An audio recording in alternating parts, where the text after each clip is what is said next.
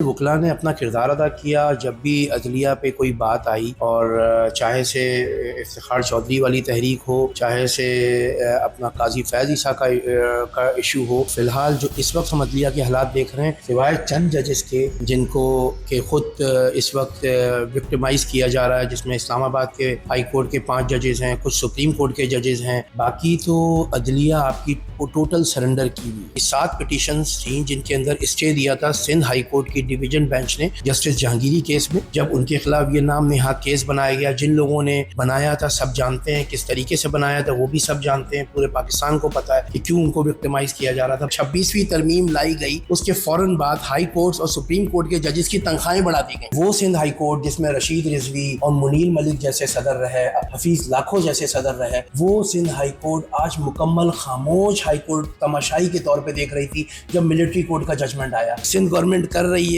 इतनी जल्दबाजी कि 4 सूबों में अभी आपके किसी किस्म की कॉन्स्टिट्यूशनल बेंच नहीं है। आपने कॉन्स्टिट्यूशनल बेंच भी बना दी, आपने जो आइन के साथ आप कर सकते थे आपने कर दिया। अस्सलाम वालेकुम, मैं हूं शाहिद हुसैन और मेरे साथ मौजूद हैं सीनियर वकील हैदर इमाम साहब और सीनियर सहाफ़ी असगर उमर साहब हैं। आज हम बात करेंगे सिंध की अदलिया, बल्कि पूरे पाकिस्तान की अदलिया और वकला तहरीकों से मुतालिक। तो सर, आपको वेलकम करते हैं अपने यूट्यूब चैनल पे, और अजहर भाई आपको भी वेलकम करते हैं। सवालात बहुत मुख्तसर हैं लेकिन बहुत ज़्यादा अहम है, तो आप अगर इजाज़त देंगे तो हम सवालात का सिलसिला शुरू करें ताकि लोगों को पता चले कि मुल्क में और ख़ासतौर पर अदलिया में क्या चल रहा है। बहुत शुक्रिया शाहिद आपका और असगर भाई का। सर, सबसे पहले जो मेरा सवाल है, सर भी सवाल भी करेंगे क्योंकि सवाल बड़े सख्त भी हैं। अदलिया बहाली में वकला तहरीक बड़ी एक्टिव रही और ख़ासतौर पर कराची का नाम जो है ऐसा लगता था कि जैसे पहले नंबर पर है। तो अब क्या वकला को कभी लगता है कि अदलिया बहाली तहरीक में जो जिस तरह वकला ने उनका साथ दिया, तो इसी तरह रूल ऑफ लॉ के लिए अदलिया भी उसी तरह काम कर रही है या अदलिया ठंडी पड़ गई है? देखिए, सबसे पहली बात यह है कि ये अदलिया बहाली तहरीक में जो भी हमने अपना फ़र्ज़ समझ के किरदार अदा किया, वो हमारा एक फ़र्ज़ था, वो हमारा किरदार अदा करना हमारी ज़रूरत था, क्योंकि हम आइन की बालादस्ती की बात करते हैं वकला हज़रात, और हम समझते हैं कि एक आज़ाद अदलिया ही पाकिस्तान की सालमियत की ज़मानत है। और पाकिस्तान में जब तक आइन की और रूल ऑफ़ लॉ की बालादस्ती नहीं होगी, उस वक्त तक मैं नहीं समझता कि पाकिस्तान की आवाम को सही मानों में जमहूरियत के समरात मिल सकते हैं। तो चुनांचे वकला ने अपना किरदार अदा किया जब भी अदलिया पे कोई बात आई, और चाहे से इफ्तिखार चौधरी वाली तहरीक हो, चाहे से अपना काजी फैज़ ईसा का इशू हो, वकला ने अपना किरदार अदा किया। लेकिन आपका जो सवाल है कि अदलिया का इस वक्त किरदार कैसा है या रिस्पॉन्स कैसा रहा, मैं समझता हूँ एक मायूस कुन किरदार रहा। और फ़िलहाल जो इस वक्त हम अदलिया के हालात देख रहे हैं, सिवाय चंद जजेस के जिनको के ख़ुद इस वक्त विक्टिमाइज़ किया जा रहा है, जिसमें इस्लामाबाद के हाई कोर्ट के 5 जजेस हैं, कुछ सुप्रीम कोर्ट के जजेस हैं, कुछ मुख्तलिफ़ हाई कोर्ट्स में जजेस काम कर रहे हैं जो एक इंडिपेंडेंट जजेस के तौर पे जाने जाते हैं, और इन हालात को देख रहे हैं। बाकी तो अदलिया आपकी टोटल सरेंडर की हुई है, और ऐसी सरेंडर अदलिया मेरे ख़्याल से शायद तारीख़ में लोगों ने नहीं देखी होगी। जस्टिस मुनीर की रूह भी शर्मा जाए जिस तरह से मिलिट्री कोर्ट को सेंक्शन दी गई कि मिलिट्री कोर्ट सिविल ट्रायल कर सकते हैं, दीगर जजमेंट्स आ रहे हैं। तो मेरे ख़्याल से इस वक्त ये कहना कि अदलिया का रिस्पॉन्स जमहूरियत की मजबूती और रूल ऑफ़ लॉ के लिए है, ये मेरे ख़्याल से बेवकूफ़ी होगी। और इस वक्त बड़ा मायूस कुन किरदार है, लेकिन हमें उम्मीद है कि बहुत सारे ऐसे जजेस हैं तमाम हाई कोर्ट्स में और सुप्रीम कोर्ट्स में जो चाहते हैं कि ऐसी चेंज आए कि हम एक इंडिपेंडेंट अदलिया का के रुकन के तौर पे माने जाएं। तो सर, अब एहसास होता है कि आज की अदलिया को देख के कि उस वक्त जो हमने तहरीक चलाई थी वो तहरीक हमें चलानी नहीं चाहिए थी? नहीं, देखिए, मैं इस चीज़ से एग्री नहीं करता। बहुत सारे लोग ये बात करते हैं कि जी तहरीक आपने गलत चलाई, तो फिर आपने जब तहरीक पाकिस्तान चलाई थी और पाकिस्तान मारूज़ वजूद में आया, तो कुछ लोगों ने कहा कि जी ये पाकिस्तान का क़याम जो है इसमें ये है मसाइल और वो मसले, और फिर बाद में आप देखें कि पाकिस्तान बनने के 20 साल बाद टूट गया। आपका जो बंगाली थे, बांग्लादेश बन गया वहाँ पर, तो क्या उसका नतीजा? तो इसका मतलब ये है कि हमने जो तहरीक चलाई, जो पाकिस्तान में हमारे बुज़ुर्गों ने जो तहरीक चलाई, जो इतनी बड़े तादाद में माइग्रेशन हुई, लोगों ने कुर्बानियाँ दी पूरी उसमें बर सग़ीर में, क्या वो कुर्बानियाँ रायगा गईं? आपने एक अच्छे कॉज के लिए चलाया था, आपने उस कॉज को हासिल किया। लेकिन और आज भी जो हमारी जद्दोजहद है वो इसीलिए है कि देखें, ये कहना कि जी वकीलों ने गलत किया, वकीलों को आज भी हम एक तहरीक के मरहले से गुजर रहे हैं। और हमेशा दो चेहरे होते हैं। एक चेहरा वो होता है जो इस्टेब्लिशमेंट का चेहरा होता है वकला का, जो सबके सामने वाज़े तौर पर है, और एक चेहरा वो होता है जो एंटी इस्टेब्लिशमेंट होता है, क्योंकि इस्टेब्लिशमेंट कभी भी मजबूत अदलिया नहीं देख सकती, क्योंकि अगर मजबूत अदलिया होगी तो आपके पार्लियामेंट मजबूत होगी। तो वो नहीं चाहते कि ना मजबूत पार्लियामेंट चाहिए ना मजबूत अदलिया चाहिए। चुनाचे आज आप देख सकते हैं कि एक फैक्टर, एक सेगमेंट जो मुसलसल इस्टेब्लिशमेंट को ना सिर्फ सपोर्ट करता है बल्कि हर उसके बुरे अमल का साथी बना हुआ है, वो आपको बहुत सारे लोग नज़र आएंगे उसके अंदर। और एक सेगमेंट जो मैं समझता हूँ कि आज भी कल 26वीं तरमीम लगी थी मुनीर मलिक साहब की क़यादत पे, हामिद खान साहब की, उसमें वो एड्रेस कर रहा था 26वीं तरमीम को, चैलेंज कर रहा था कि इसने कॉम्प्रोमाइज़ अदलिया दी है हमारे पाकिस्तान को, हमारे माशरे को। तो मेरे ख्याल से बड़ा वाज़ेह चेहरे हैं।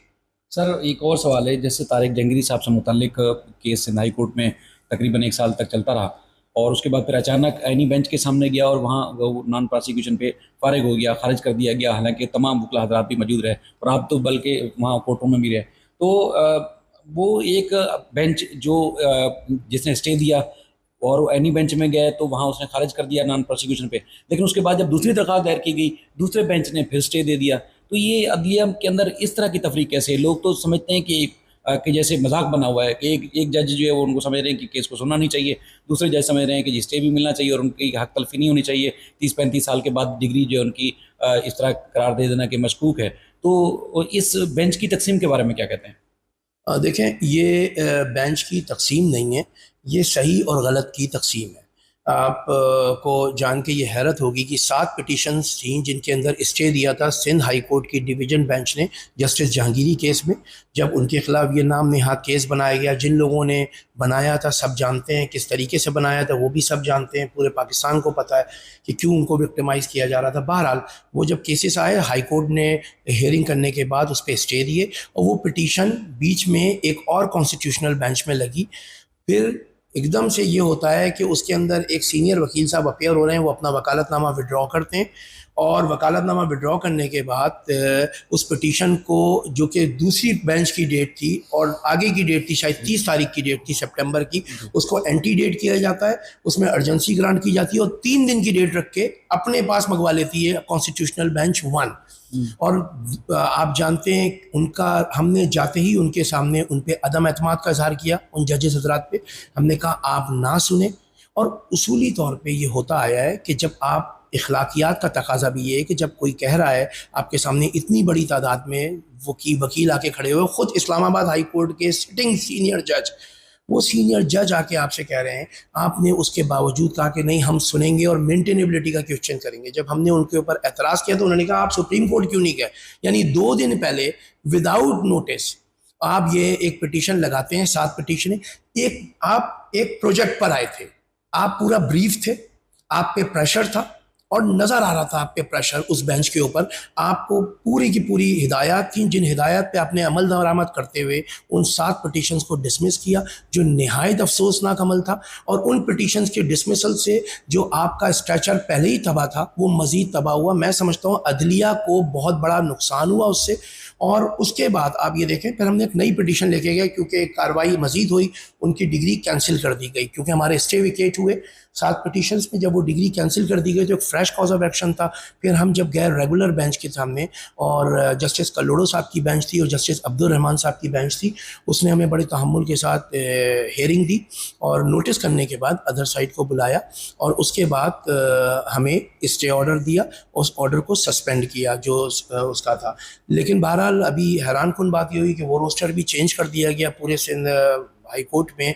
मुझे नहीं समझ में आता कि क्या वजह थी कि ऐसे मौके पे आप ये रोस्टर चेंज कर दें। यानी कि जिन्होंने जस्टिस तारिक जंगरी साहब की डिग्री से मुताल्लिक केस की समाअत करनी थी, जस्टिस मोहम्मद इकबाल करोड़ो साहब और जस्टिस अब्दुल रहमान साहब, उनमें से एक जज साहब को उस रोस्टर से हटा दिया गया, अब्दुल रहमान साहब को। जी उस ये ऐसी सूरत आई है। बहरहाल हमारा अभी भी एतमाद है उस बेंच पे और हम समझते हैं कि हमें इंसाफ मिलेगा। और लेकिन ये बड़ी ऐसे वाक़यात हैं जिनसे आपकी जो अदलिया का वक़ार है वो कॉम्प्रोमाइज़ हो रहा है। तो सर उसमें ऑर्डर में जो आईनी बेंच ने जो खारिज की थी पिटीशंस, उसमें उन्होंने लिखा कि तौहीन अदालत की गई, लेकिन हम तहम्मुल का मुजाहरा कर रहे हैं, हम ये तौहीन अदालत की कार्रवाई नहीं कर रहे।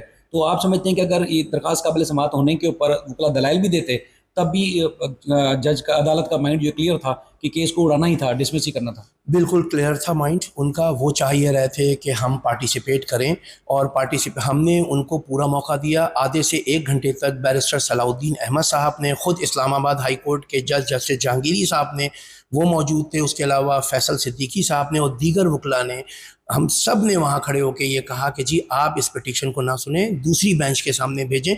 उनके सामने दीगर उमूर भी उठाए गए, लेकिन वो बज़िद थे कि मैं मेंटेनेबिलिटी का इशू पहले सुनूंगा। और वो ज़ाहिर बात है, जब हमने कोर्ट से वॉकआउट किया उनके इस तर्ज़ अमल के ऊपर, तो उसके बाद उनके पास एक ऑप्शन था, बड़ा क्लियर ऑप्शन था, तो उन्होंने उस ऑप्शन को एक्सरसाइज किया और इन पिटीशन को डिसमिस कर दिया। तो चुनांचे ये जो हक़ तलफ़ी और ये जो नाइंसाफ़ी हुई है, ये पूरी दुनिया में जग हसाई हुई। पूरी दुनिया में क्या, इनके अपने जजेस में इनकी जग हसाई हुई। लेकिन ये जो रेस लगी हुई है ना कि मुझे कुछ बनना है, तो इस रेस को इनको के हासिल करने के लिए बहुत सारे लोग लगे हुए हैं। अब आप ये देखें, बड़ा अनफॉर्चुनेट एस्पेक्ट है, 26वीं तरमीम लाई गई, उसके फ़ौरन बाद हाई कोर्ट्स और सुप्रीम कोर्ट के जजेस की तनख्वाहें बढ़ा दी गई। ये वो थर्ड वर्ल्ड कंट्री का मुल्क है जिसमें डबल तनख्वाहें आप कर देते हैं सुप्रीम कोर्ट और हाई कोर्ट के जजेस की, कि कोई रिज़ाइन करके ना चला जाए, कोई छोड़ के ना चला जाए। बहुत अफसोसनाक अमल है। और जब सब ऑर्डिनेट कोर्ट के जजेस और एम्प्लॉयज़ की जो हम पिटीशन लेके सुप्रीम कोर्ट जाते हैं, तो सिंध गवर्नमेंट आके वहाँ पे एक हैरानकुन मौक़िफ़ लेती है कि हम एक गरीब सूबा है, हमारे पास पैसे नहीं है इन जजेस की तनख्वाहें देने की, जिसको नौकरी करनी है करे, वरना छोड़ के चला जाए। सब ऑर्डिनेट कोर्ट में ये स्टांस है। हाई कोर्ट के जजेस की पहले दिन 26वीं तरमीम आती है, दूसरे दिन उनकी तनख्वाह बढ़ के उनको पैसे मिलना शुरू हो जाते हैं। बिल्कुल सर, और भी सवाल हैं अजहर भाई इस मामले में? हाँ, चले हैदर हमारे साथ हैं, हम इस मौके का फ़ायदा उठाते हैं। हैदर कराची बार के सेक्रेटरी, सदर, फिर सिंध बार कौंसिल के वाइस चेयरमैन, और बल्कि जजों की तैनाती से मुतालिक जो सिंध में होते हैं जुडिशल कमीशन के मेंबर भी रहे। इन्होंने करीब से वकला पॉलिटिक्स को देखा।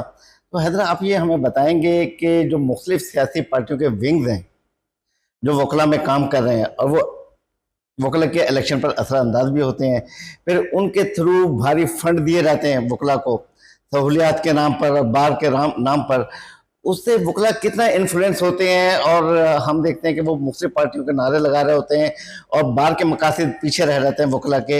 ये इसका कोई सद्देबाब किया जा सकता है, या ये एक बुराई है, या इसको ऐसे चलने दिया जाए, क्या समझते हैं आप? देखिए, ये एक नासूर है जो ज़ाहिर बात है हर इदारे में आया, तो इस बार को वो नोटिस करती थी इस्टेब्लिशमेंट।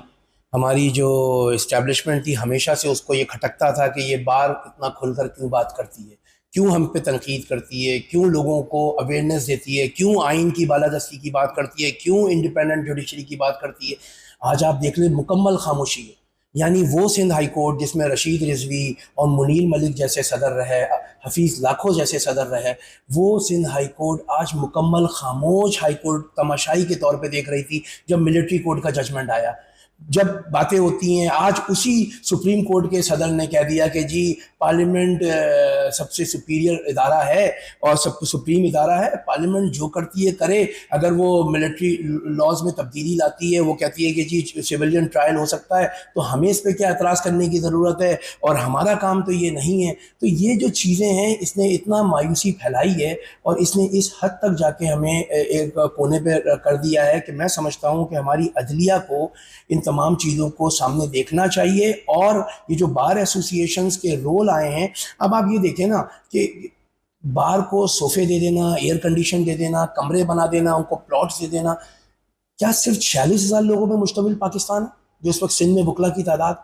मैं पूछता हूँ पूरे सिंध के वासियों से, कहाँ थी हमारी ये बार एसोसिएशंस जब हमारे कॉर्पोरेट फॉर्मिंग की बात हो रही थी, जब दीगर इश्यूज़ पे बात हो रही थी? सिर्फ खामोशी हमारे अंदर रह गई है। कोई आइन की बालादस्ती की बात ना करो, बस अपना हिस्सा लो और घर जाओ। ये नहीं हो सकता।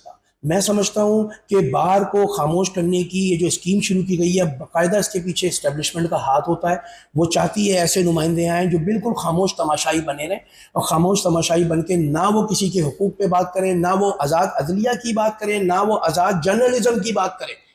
हर चीज़ मुल्क में खामोश होनी चाहिए। ये मुल्क एक बादशाहत के लिए बना था और वो बादशाहत नज़र आ रही है। तो आपको सर इसी मामले में फिर सिंध हाई कोर्ट बार और कराची बार में फ़र्क नज़र आता है, क्योंकि कराची बार का मुल्क की तमाम इश्यूज़ के ऊपर पहले नंबर पर नाम आता है, हर जगह आगे नज़र आते हैं, और Sindh high court bar association का जिक्र करें तो चाहे सूबे के अंदरूनी मामला हों, अदलिया के मामला हों, वहाँ पर वो बड़ी दूर नज़र आती है। करीब नहीं जाती। देखिए ना, ये बात बड़ी वाज़ेह है। जब क्या नाम है, सिंध हाई कोर्ट हो या सिंध कराची बार एसोसिएशन का इन मामलात में बड़ा वाज़ेह स्टांस है। स्टांस ही अप्रिशिएट किया जाता है, कोई शख्सियत याद नहीं रखी जाती। अब बात यह है कि जो स्टांस है, मैं समझता हूँ कि इतना बोल्ड स्टांस है, इतना ज़बरदस्त आइन की बालादस्ती का स्टांस है, ज़ाहिर बात है लोग उन्हीं को पूछेंगे। आप जो दूसरी बार अगर सिंध हाई कोर्ट के देखें, वो छुप रही होती है मुख्तलिफ उमूर के ऊपर कि हमें कहीं सामने ना आना पड़े, हमें कोई बात ना करनी पड़े, यार कहीं हमें इस्टेब्लिशमेंट के खिलाफ कोई बात ना करनी पड़ जाए, हमें कोई आइन की बालादस्ती की बात, ये जो दिखावे की आइन की बालादस्ती है वो सब समझते हैं।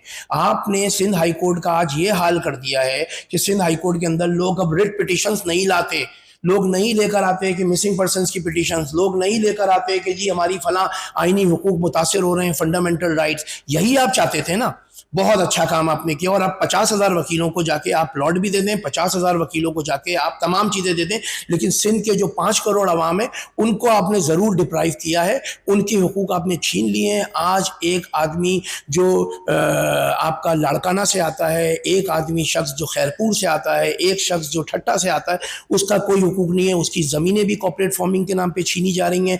उसके पास ये रिट का आर्टिकल 199 तकरीबन सिंध हाई कोर्ट में, कम अज़ कम मैं समझता हूँ वर्स्ट हाई कोर्ट है इस वक्त है, जिसमें ये डिप्राइव कर दिया गया है। तो सर ये सिंध लगता है कि वाहिद सूबा था जिसको रेगुलर बेंच के बजाय आईनी बेंच की भी ज़रूरत थी, वरना तो दूसरे सूबे में कानून पास होने के बावजूद जो है आईनी बेंचेस तो नहीं बनाएगा। या तो सुप्रीम कोर्ट में आईनी बेंचेस हैं या तो सिंध हाई कोर्ट में आईनी बेंचेस हैं। ये भी बड़ी बदकिस्मती है। सिंध ने हर चीज़ में कोशिश की कि जी हम पहले खुश कर दें, और माशाल्लाह अच्छा खुश भी किया हुआ उन्होंने। भाई हमारी हुकूमत सेफ है, आपको जो चाहिए आप आईनी बेंच के अलावा बोलेंगे एक शाही बेंच, वो भी बना देंगे हम।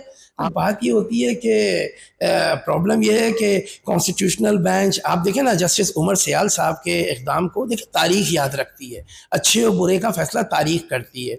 जस्टिस कॉर्नेलिस को तारीख याद रखती है, जस्टिस मुनीर को तारीख ने याद रखा, मौलवी मुश्ताक को तारीख ने याद रखा। तो ये वो जजेस थे जो तारीख में अच्छे और बुरे के नाम से पहचाने जाते हैं। तो डोगर को आज एक और डोगर बैठा हुआ है जो अपने इस्लामाबाद हाई कोर्ट में भेजे गए।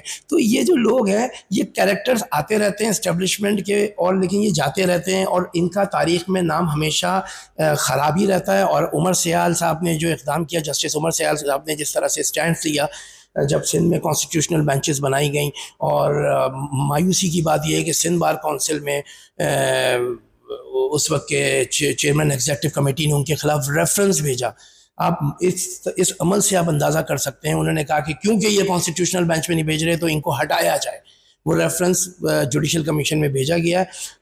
लेकिन मेरा अपना ख्याल ये है कि ऐसे जजेस तारीफ़ के काबिल हैं, और जो दीगर ज़ाहिर बात है कि जो सिंध गवर्नमेंट कर रही है, इतनी जल्दबाजी कि 4 सूबों में अभी आपके किसी किस्म की कॉन्स्टिट्यूशनल बेंच नहीं है। आपने कॉन्स्टिट्यूशनल बेंच भी बना दी, आपने जो आइन के साथ आप कर सकते थे आपने कर दिया। तो ये बड़ा अफसोसनाक अमल है। तो हैदर, बिल्कुल जैसे कि आप ये कहते हैं कि वकला, क्योंकि बेंच और बार दोनों एक ही गाड़ी के हिस्से हैं, बार के ऊपर जब असरअंदाज आया सियासी पार्टियों का या इस्टेब्लिशमेंट का, उसे अदलिया मुतासर हुई और अवामी हकूक मुतासर हो रही है। हम देख रहे हैं सड़कों पर जो गवर्नेंस है, कराची एक बिल्कुल तबाह हाल शहर है कि यूनिवर्सिटी रोड 5 साल से नहीं बन पा रहा है, सड़कें टूटी फूटी हैं, गटर बह रहे हैं, इनको देखने वाला कोई नहीं है। 3 करोड़ 2.5 करोड़ आवाम को इसके बारे में, ये अदलिया के अवाम पर क्या असरात होते हैं? देखें, मैं जहाँ देखें अभी मैंने बात की कि 26वीं तरमीम में कुछ अदलिया ने भी किरदार अदा किया। ये जो नस्ला टावर प्रोजेक्ट था, देखिए गवर्नमेंट को आप सिर्फ क्रिटिसाइज़ करते रहें, ये एक हल नहीं होता। आप बात ये होती है कि अब माशाल्लाह से जो हमारी फॉर्मर चीफ जस्टिस रहे हैं गुज़िश्ता ख़ास करके 5-6 सालों में, उन्होंने जो तबाही में अपना किरदार अदा किया, साकिब निसार हो गए, उसके बाद आने वाले कई एक जिनमें उन्होंने नस्ला टावर पूरे कराची में तोड़ फोड़ कर दी। सिंध गवर्नमेंट को आप बुला के थ्रेट देते थे कि जी आप ये करें, पूरा दिन आईजीपी बजाय लॉ एंड ऑर्डर देखने के आपके पास पीछे आके बैठा रहता था, और आप खुश होते रहते थे कि एक आईजीपी को मैंने सुबह 8 बजे से लेकर दोपहर को 3 बजे तक बैठाया। तो आज आप रिटायर होकर बैठे हुए, तो आपको कौन पूछ रहा है? लेकिन आप जो बेड़ा गर्क करके गए इस जुडिशरी का, आज पॉलिटिशियंस के पास एक बहुत अच्छा जवाब भी है। आपने उनको विक्टिमाइज किया, आप लेकर गए इस नहज तक, आपने 3 वजीर आजम निकाल दिए।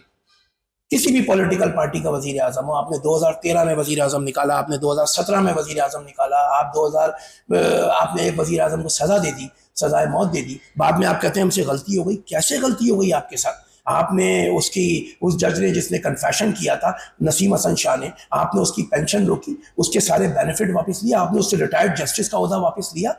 आपने कहा कि सॉरी गलती हो गई, हमने गलत शख्स को, एक आम आदमी को आप सजा दें, आप पूरी दुनिया में आपने जगहसाई कराई। ये जो रेफरेंस आपका गया, उस रेफरेंस के बाद आप बोलते हैं कि हाँ ये गलत सजाए मौत दी गई। तो ये जो अवामिल है, आज जो कराची की तबाही का भी बाइस है, उसमें इन दोनों ने रोल प्ले किया। और आप ये देखेंगे जो 26वीं तरमीम है, 26वीं तरमीम के अंदर एक इंतहाई, जो हम इसको क्रिटिसाइज करते हैं, हम अटैक करते हैं, इसकी कुछ अवामिल है। एक तो इसने हमारे फंडामेंटल राइट्स को कर्टेल कर दिया, ख़त्म कर दिया। आप ये देख रहे हैं constitutional bench, non constitutional bench, ये जज सुनेगा, ये नहीं सुनेगा। पहले तो वकील इसी जजंग में लगा रहता है, बेचारा क्लाइंट जो अपने बच्चे की बाजियाबी के लिए, जो अपने किस ज़मीन की बाजियाबी के लिए आता है, कब्जे के खिलाफ आता है, वो रोता रहता है इसी बात पे। दूसरी चीज़ ये कि उस जज के सामने जब अटर्नी जनरल अपियर होता है, अटर्नी जनरल की एक कमेटी बनाई गई है जो साल के आखिर में इनकी परफॉर्मेंस का मवाजना करेगी। ये जज उसके सामने अपियर होगा कि जी मैं अच्छा हूँ या बुरा हूँ, अटर्नी जनरल साहब उसके मेंबर हैं। तो कैसे एक जज इंडिपेंडेंट माइंड के साथ government, federal government, provincial government के खिलाफ ऑर्डर देगा? तो ये हमारा एक बड़ा वाज़ेह मौक़िफ़ है। अच्छा, अभी ये नवंबर से दिसंबर तक सुप्रीम कोर्ट बार के भी इलेक्शन है, सिंध बार के भी कौन सा इलेक्शन है, सिंध हाई कोर्ट बार के भी इलेक्शन है, कराची बार का इलेक्शन भी है। कोई उम्मीद नजर आती है कोई तब्दीली की? देखिए, मैं समझता हूँ तब्दीली आएगी। पिछले साल भी कुछ वकला ने मुझे बताया कि बहुत ज़्यादा प्रेशर था उनके ऊपर, अपना वोट उन्होंने जो एक्सरसाइज किया, क्या खामोश तमाशाई सुप्रीम कोर्ट ले आए आप। एक ऐसी सुप्रीम कोर्ट बार ले आए आप जिसमें कोई पूरे साल में, क्या आप समझते हैं, मैं अपनी लीगल फर्टिलिटी के ऊपर रखता हूँ, 2 ग्रुप कंटेस्ट कर रहे हैं, 2 ग्रुप कंटेस्ट कर रहे हैं। एक ग्रुप है इंडिपेंडेंट ग्रुप, एक ग्रुप है प्रोफेशनल ग्रुप। दोनों ग्रुप मेरे लिए काबिल एहतराम है, दोनों में मोअज़्ज़ज़ वकील अपना अपना राइट एक्सरसाइज करते हैं, अपने अपने उस पर बात करते हैं। एजेंडा देख के आप बात करें, दोनों में अच्छे वकील हैं, दोनों काबिल एहतराम है मेरे लिए सदारती उम्मीदवार। लेकिन जो प्रोफेशनल ग्रुप का स्टांस है वो ये है कि एक हमें इंडिपेंडेंट अदलिया चाहिए, एक बोलती हुई अदलिया चाहिए जो अवामी हुकूक पे बात करे। आज आप पिछले साल से इस साल तक का मवाजना कर लें, क्या सुप्रीम कोर्ट ने सारे काम अच्छे किए? कोई ऐसा काम आप बता दें जिसपे कि सुप्रीम कोर्ट बार ने आगे बढ़ के उसको क्रिटिसाइज किया हो। इसी दरमियान में मिलिट्री कोर्ट का जजमेंट आया, कौन सी कॉन्फ्रेंस, कौन सा रेफरेंस, कौन सी ऐसी आपने पेशरफ की जिसपे आपने कंडेम किया हो कि जी ये जजमेंट बुनियादी हुकूक के खिलाफ है। ये जजमेंट पूरी दुनिया में वाहिद जजमेंट है, पूरी दुनिया में वाहिद वो है जिसने ये बताया कि जी मिलिट्री ट्रायल कर सकती है। तो प्रॉब्लम यहाँ पर ये है कि खामोश सुप्रीम कोर्ट चाहिए। आप 16 तारीख को आइए, खामोश सुप्रीम कोर्ट के लिए वोट देके चले जाएं, जिसमें सिर्फ वेलफेयर की बात होगी। अगर आप वेलफेयर प्लस इंडिपेंडेंट जुडिशरी की बात करते हैं, आप चाहते हैं कि अवाम के हुकूक की बात भी हो, आप चाहते हैं आइन की बालादस्ती की बात भी हो, तो आप आइए, अपने उस उम्मीदवारों को वोट दें जो उम्मीदवार कम अज़ कम आपकी आवाज़ बनेंगे, आइन की आवाज़ बनेंगे, रूल ऑफ लॉ की आवाज़ बनेंगे। और मैं अभी देख रहा हूँ कि हमारे प्रोफेशनल ग्रुप के प्रेसिडेंशियल कैंडिडेट हैं, उनका बड़ा वाज़ेह मौक़िफ़ है। अगर आप पिछले 1-2 महीने से कैंपेन चल रही है, आप देखें तौफीक आसिफ साहब का बहुत वाज़ेह मौक़िफ़ है कि मैं इस्टेब्लिशमेंट के भी ख़िलाफ़ हूँ, मैं चाहता हूँ कि एक इंडिपेंडेंट अदलिया हो, हमारे खिलाफ फैसला करे, लेकिन खुले जहन के साथ करें। तो मैं समझता हूँ सुप्रीम कोर्ट का election, Sindh bar council, 5 bar councils के इलेक्शंस, उसके अलावा कराची बार का इलेक्शन, सिंध हाई कोर्ट का इलेक्शन, ये एक रेफरेंडम है। आपने अक्रॉस सिंध इधर देखना है, आपने अक्रॉस पाकिस्तान देखना है, आपने डिसाइड करना है अपने वोट से आप चाहते क्या हैं। आप चाहते हैं कि सब कुछ तकसीम हो जाए, सब कुछ बढ़ जाए, अब और कुछ ना रहे, तो आप वोट दें खामोश बार के लिए। अगर आप चाहते हैं एक बोलती हुई बार आए, तो उसके लिए आप बात करें। देखें हैदर, अभी काफ़ी तवील गुफ्तगू हो गई और आपकी तबीयत और आपका गला भी बता रहा है कि आप कुछ तकलीफ़ में है।